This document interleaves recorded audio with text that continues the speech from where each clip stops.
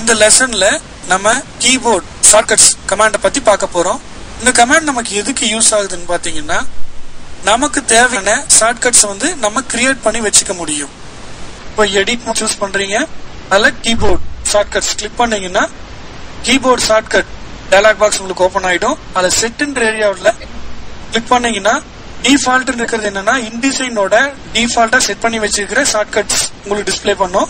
அடுத்தது shortcut for page maker 7.0 page maker use பண்ணிட்டு இருக்கிறீங்க, அந்த ஷார்ட்கட் கீ அப்படியே யூஸ் பண்ணோம்னா இங்க செலக்ட் பண்ணிக்கலாம். அடுத்தது குராக் எக்ஸ்பிரஸ் யூஸ் பண்ணிட்டு இருந்தாங்கன்னா ஷார்ட்கட் ஃபார் குராக் எக்ஸ்பிரஸ் நம்ம செலக்ட் பண்ணி யூஸ் பண்ணிக்க முடியும். டிஃபால்ட் கொடுத்துருவோம். இப்போ டிஃபால்ட் நம்ம செலக்ட் பண்ணிக்கோம்.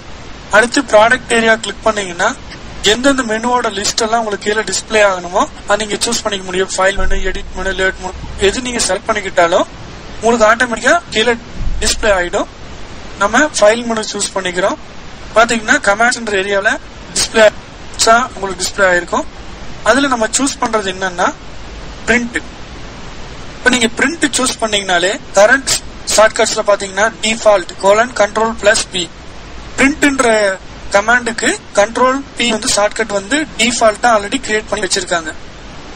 நம்ம டிஃபால்ட்டா கிரியேட் பண்ணதை நம்ம டெலீட் பண்ணிட்டு புதுசா நம்ம கிரியேட் பண்ணிக்க முடியும், அல்லது ஒன்னு கிரியேட் பண்ணாம வச்சிருக்க நம்ம கிரியேட் பண்ண முடியும். இப்போ பிரிண்ட் புக்லெட் கிளிக் பண்றீங்க, கரண்ட் ஸ்டேட்டஸ்ல பாத்தீங்கன்னா ஒன்னும் இல்லாம இருக்கு. அப்ப என்னன்னா இந்த பிரிண்ட் புக்லெட்டுக்கு வந்து இன்னும் ஷார்ட்கட் பிக்ஸ் பண்ணலன்னு அர்த்தம். நம்ம நியூ ஷார்ட்கட்ன்ற ஏரியாவில் கீபோர்ட்ல Ctrl+Shift+Q பிரஸ் பண்றீங்க. இப்ப கரண்ட்லி அசைன் டு அன்அசைன்டு அப்படின்னு வந்திருக்கு. அப்ப என்னன்னா இந்த கீ ஷார்ட்கட் கீ இன்னும் நம்ம யூஸ் பண்ணல அப்படின்னு அர்த்தம். சப்போஸ் இங்க நீங்க கண்டினியூ கொடுத்து பாத்தீங்கன்னா இங்க ரிசல்ட் என்ன பிரிண்ட் கமாண்ட் நம்ம யூஸ் பண்ணிட்டோம் உங்களுக்கு டிஸ்பிளே பண்ணும். நம்ம Ctrl+Shift+Q பிரஸ் பண்ணிக்கிறோம்.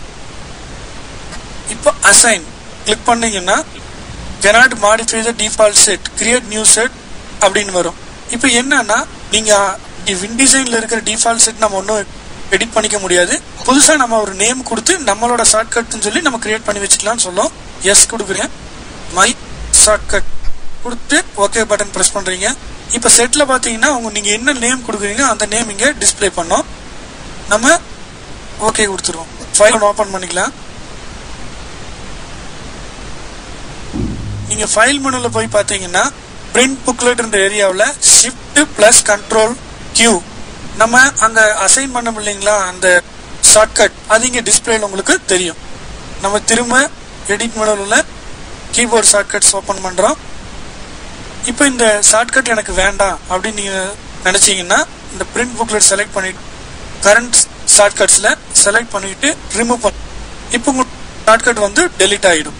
அதே போல நம்ம செட்டே எனக்கு வேண்டாம் டெலீட் பண்ணணும் அப்படின்னா நீங்க செட்ன்ற ஏரியாவில் வந்துட்டு மை ஷார்ட்கட் செலக்ட் பண்ணிக்கிறீங்க, டெலீட் செட் கொடுத்தீங்கன்னா பண்ணுமான்னு கேட்கும். எஸ் கொடுத்துட்டு ஓகே கொடுத்துருங்க. இப்போ உங்களுக்கு டிஃபால்ட்டா என்ன இருக்குமோ அது அப்படியே ஷார்ட்கட்ஸ் எல்லாம் உங்களுக்கு இருக்கும்.